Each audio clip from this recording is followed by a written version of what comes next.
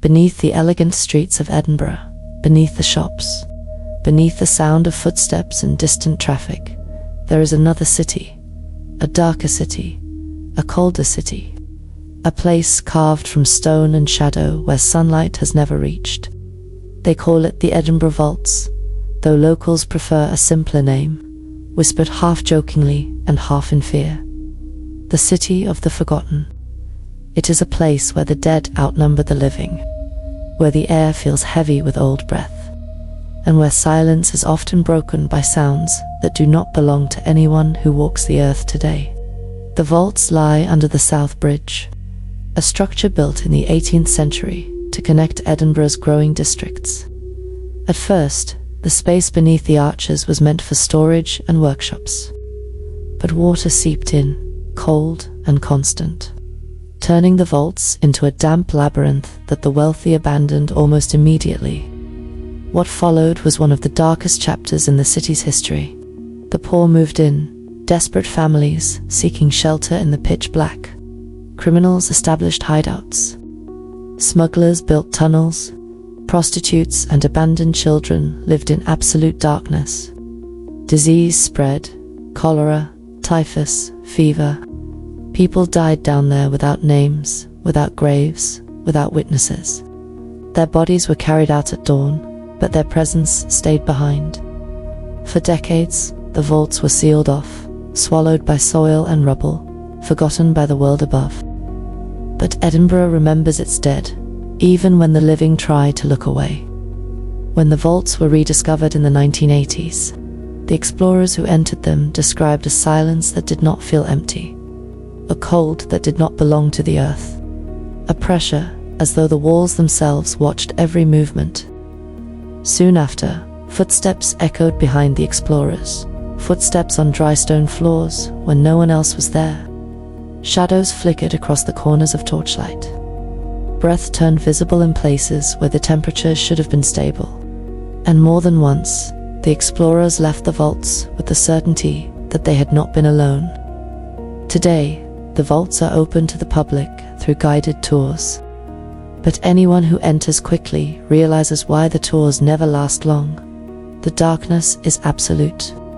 The smell of wet stone clings to everything, and the air feels thick, as though heavy with the memories of thousands of people who lived and suffered in those narrow chambers.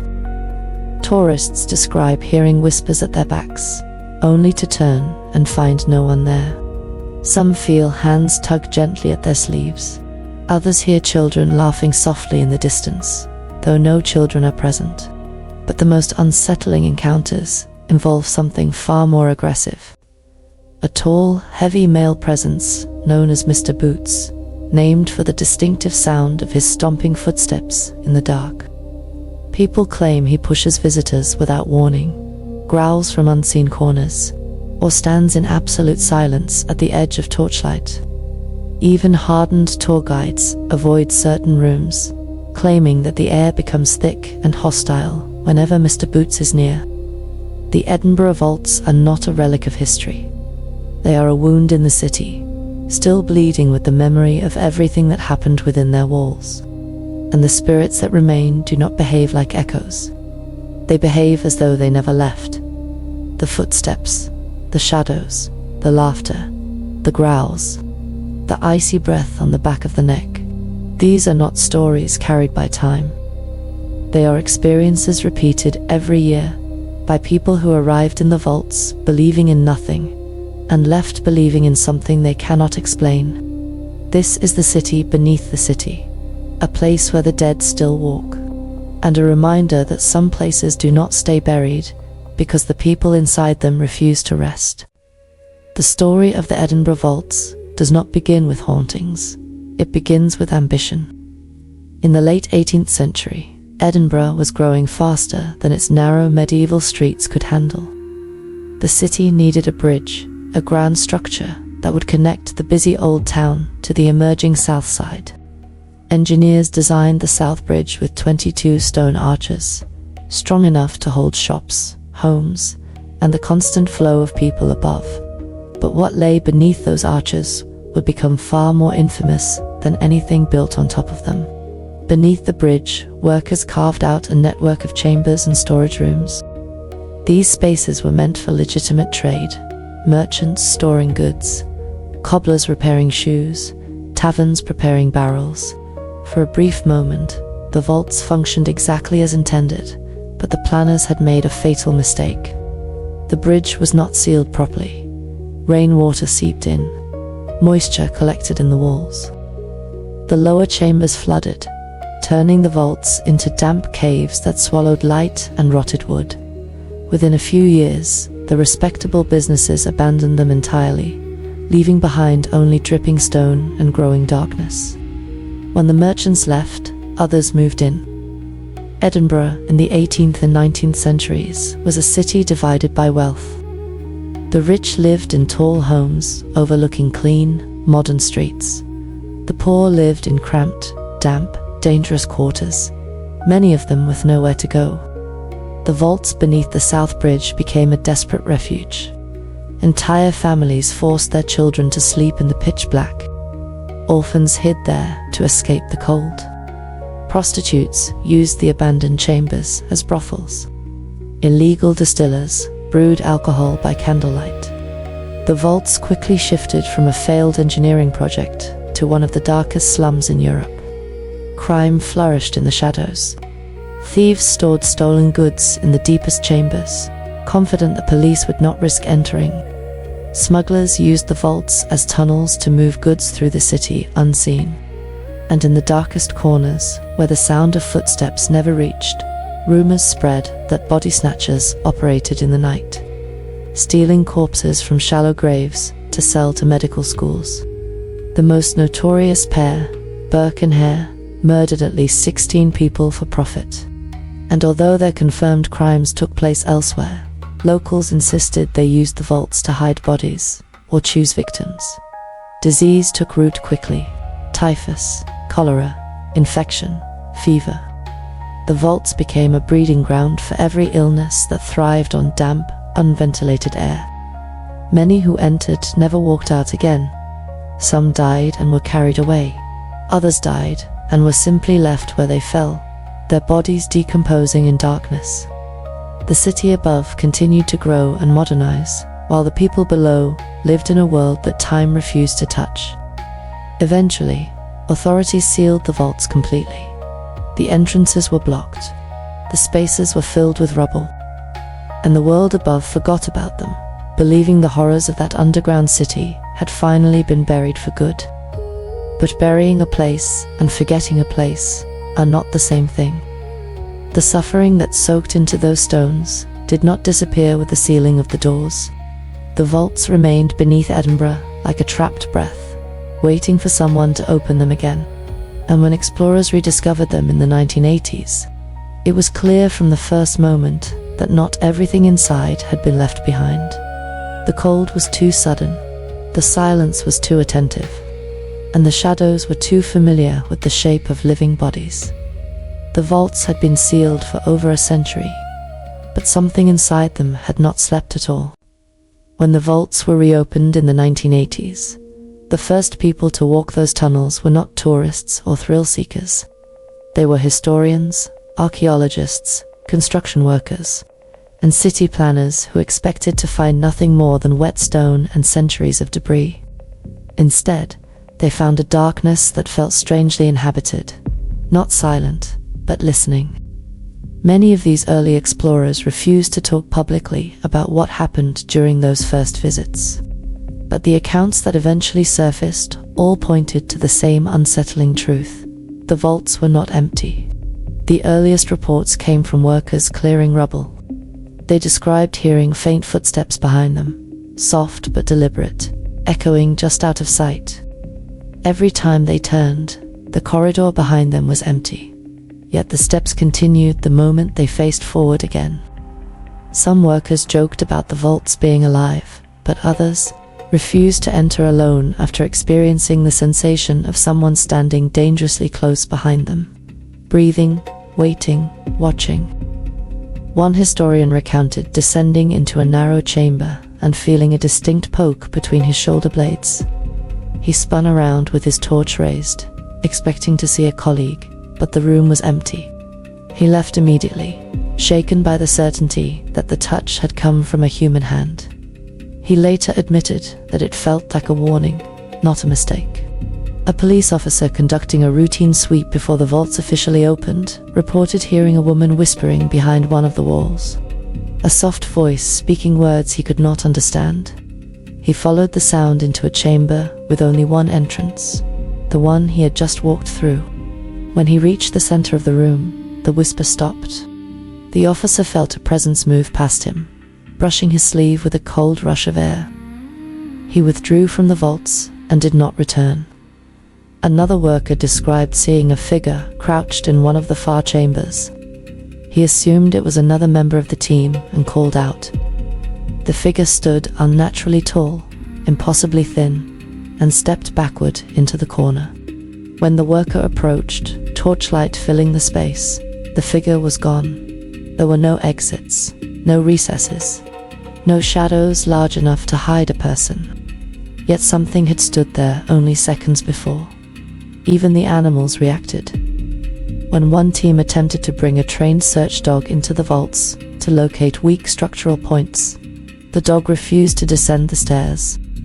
It growled, tail tucked, body trembling, staring into the darkness as if something inside stared back. When the handler tried again, the dog snapped in panic and dragged its owner out of the chamber, refusing to return. By the time the vaults were opened for guided tours, the early explorers had already spread whispers throughout the city. There are footsteps down there that belong to no one. There are shadows that move without bodies. There are voices that speak without breath. Tour guides entered cautiously, unsure whether the stories were exaggerations or warnings. It took only a few nights for the truth to make itself known. Groups began reporting footsteps, walking alongside them, always just outside the pool of torchlight. People felt cold spots that hovered in place, as if a figure stood where no living person stood. Shadows darted across the walls, too fast to follow. One guide described the moment he realized the vaults were far from empty. He was leading a group into the lower chambers when he heard a set of footsteps behind him, distinct and heavy. He turned to speak to the last visitor, only to find that the entire group was standing several meters ahead of him. No one had been behind him at all. Yet the footsteps continued, walking past him in the darkness, the sound of a heavy boot scraping across stone. It was the first recorded sign of an entity that would later gain a chilling nickname, Mr. Boots. But before his presence became unmistakable, something else revealed itself. Something smaller, lighter, and far more tragic. In the darkness of the vaults, the first sounds of a child's laughter began to echo. The Edinburgh vaults are a place of cold stone and old suffering, but what chills most visitors is not the heavy footsteps or the growls from dark corners. It is the presence of the children. Small, restless, unseen children who never left the underground world where they lived and died. Their laughter drifts through the chambers like echoes of a time that should not be heard again. It is soft, playful, and horribly out of place in a place that has forgotten joy.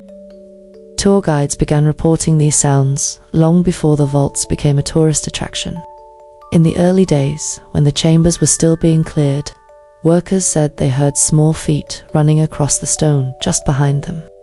Some heard the faint patter of a child skipping through puddles. Others felt a light tug on their coat, as though a tiny hand was trying to get their attention.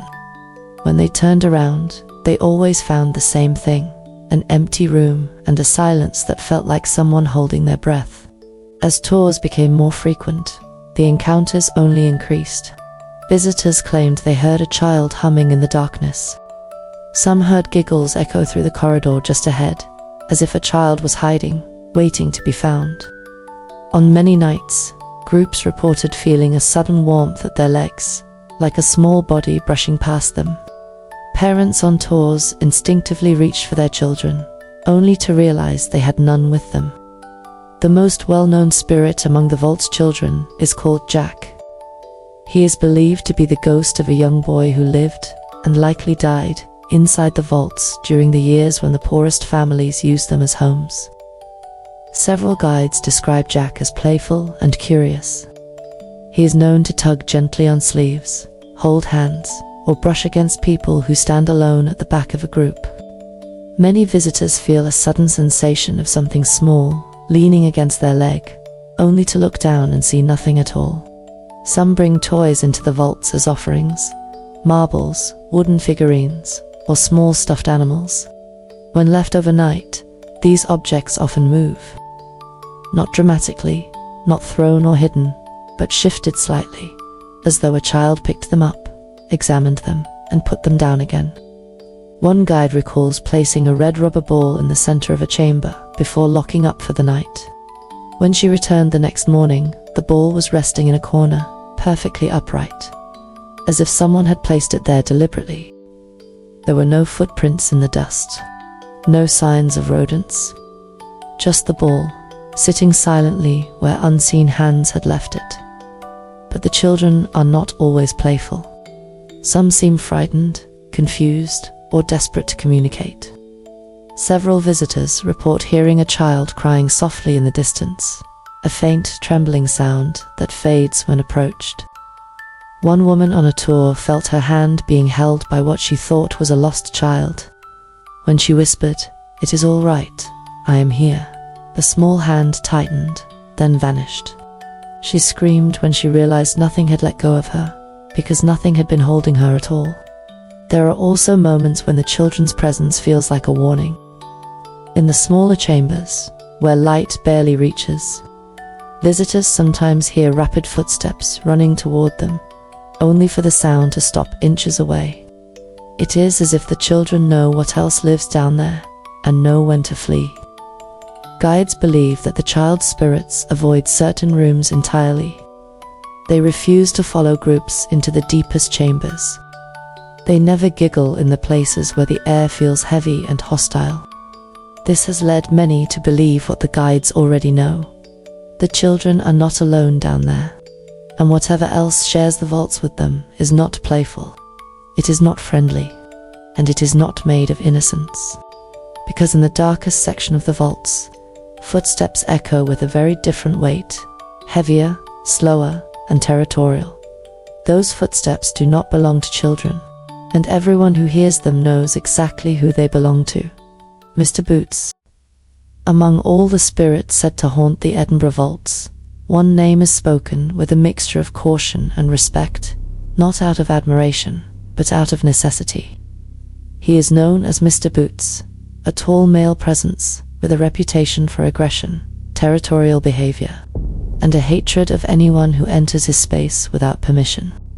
The name comes from the unmistakable sound of heavy boots striking stone, echoing through the tunnels long before he reveals himself.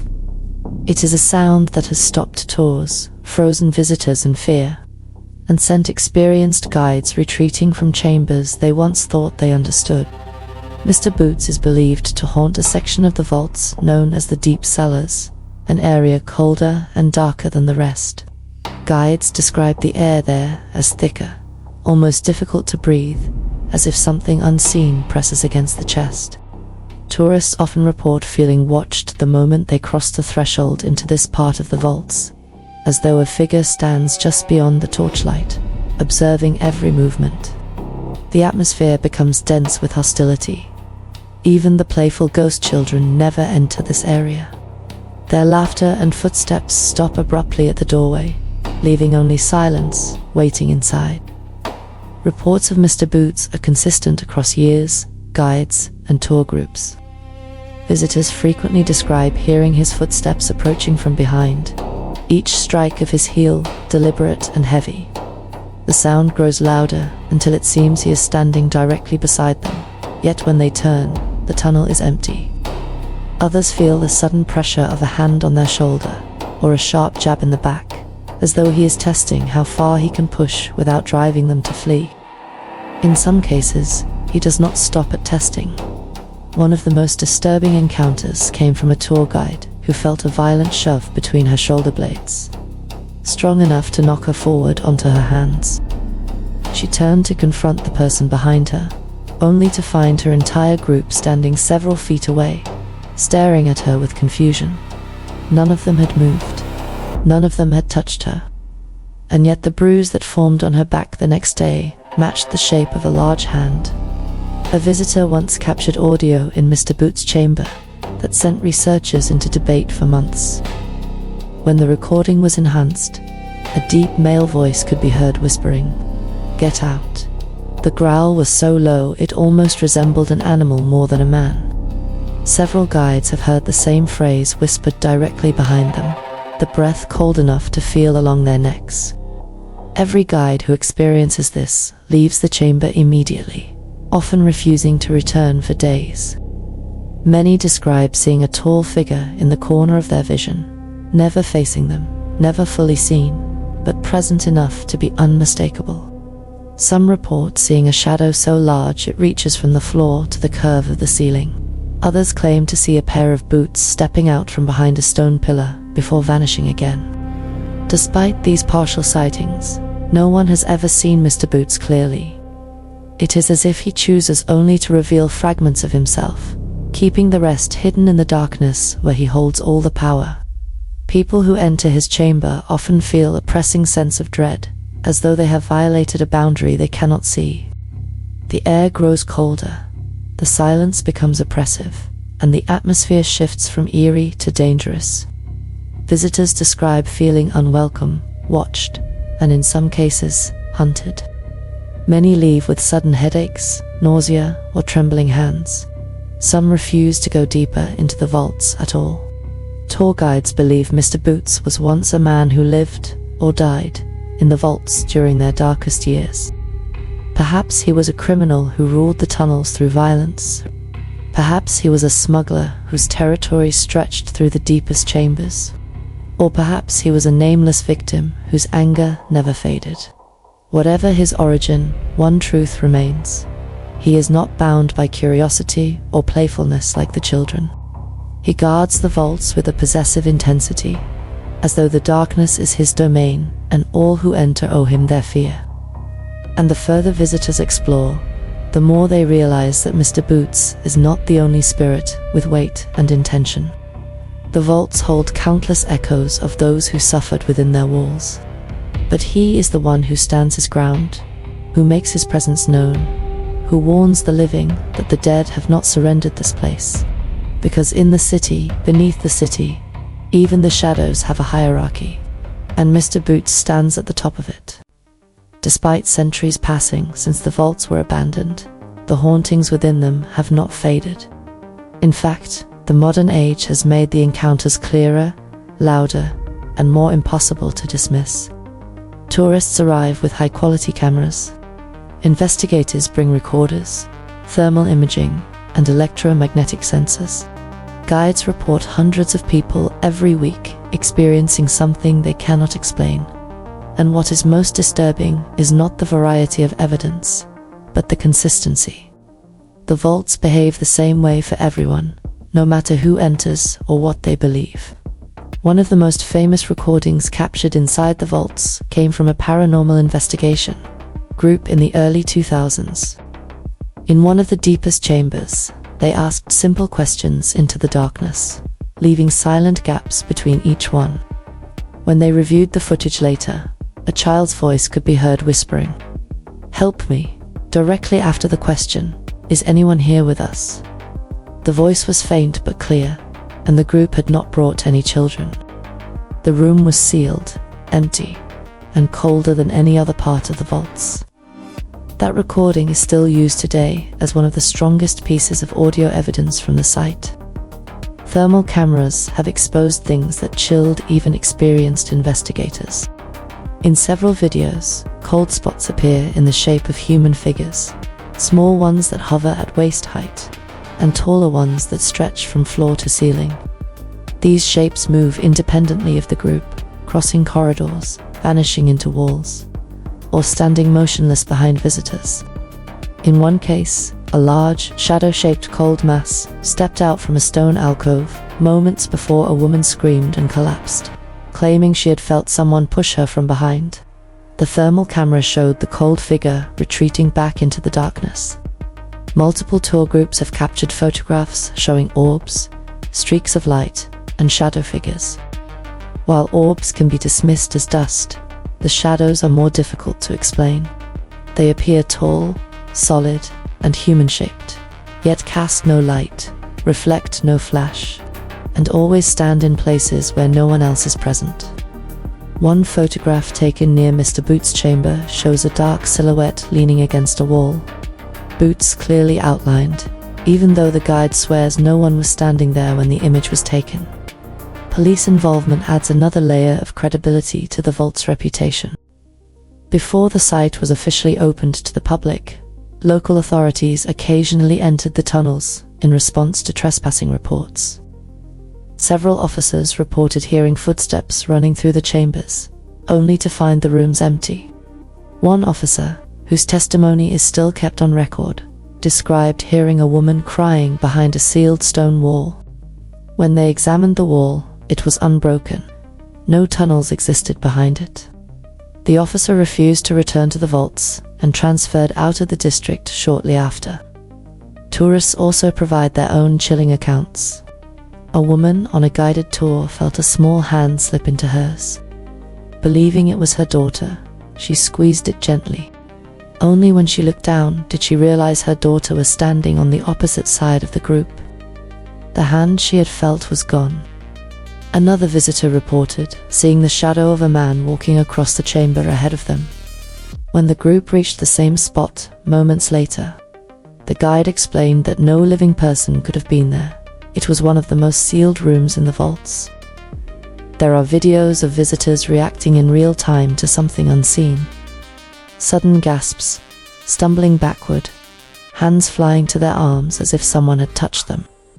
On one tour, a man began shouting that someone had pulled his bag off his shoulder. The bag lay several feet away on the ground, undamaged.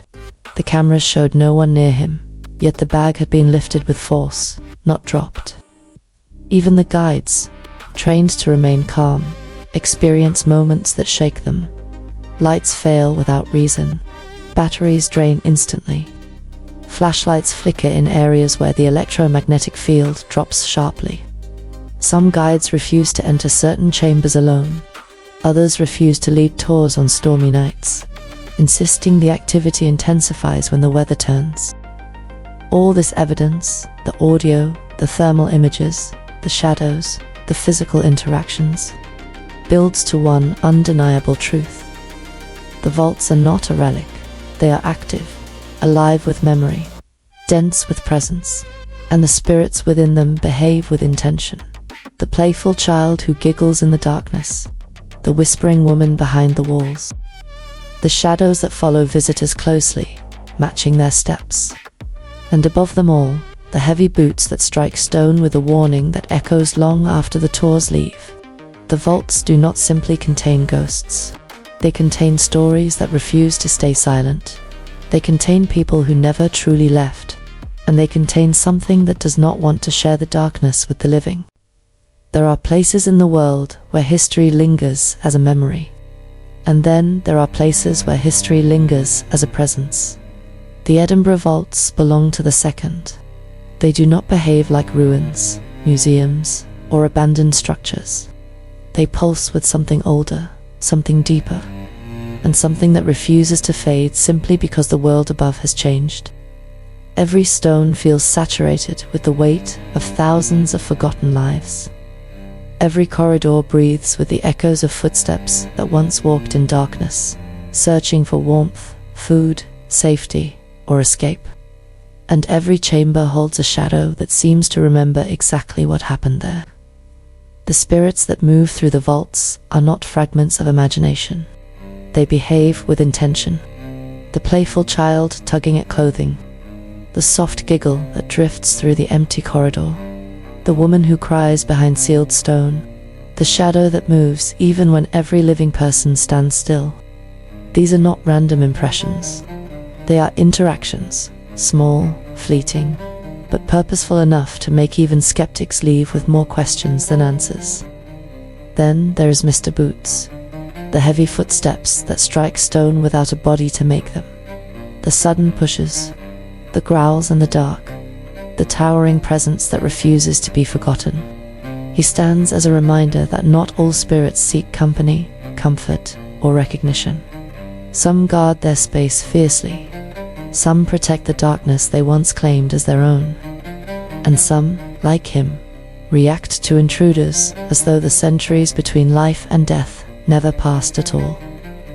What makes the Edinburgh vaults truly haunting is not simply the number of spirits, but the feeling of continuity.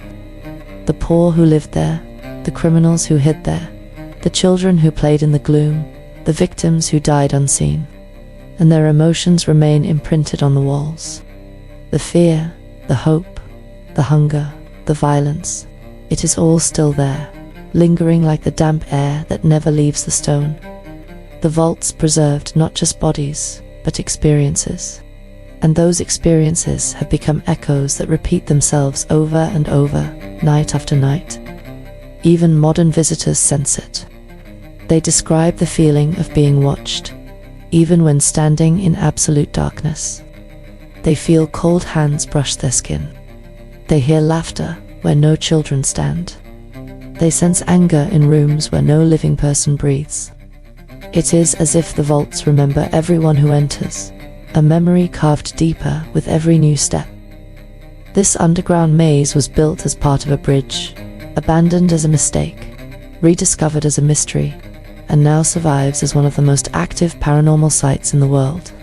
The city above continues to grow, tourists gather in bright streets, and life moves forward. But beneath it all, beneath the noise and the light, Edinburgh's underworld remains exactly as it always was. Dim, silent, watching. The vaults do not exist to frighten the living. They exist because the past refuses to leave. The people who suffered there carved themselves into the stone. The children who died there left their laughter behind like a trail of memory. And the darker spirits, the ones that still walk with heavy steps, remain as guardians of a story that was never given a peaceful ending. So, if you ever walk the streets of Edinburgh and feel the ground tremble slightly beneath your feet, remember what lies below: a world untouched by sunlight, a world built on desperation and silence, a world where the dead still move, still speak, still breathe against the back of your neck. Because beneath the city, the past is not gone. It is waiting, listening, and very much alive.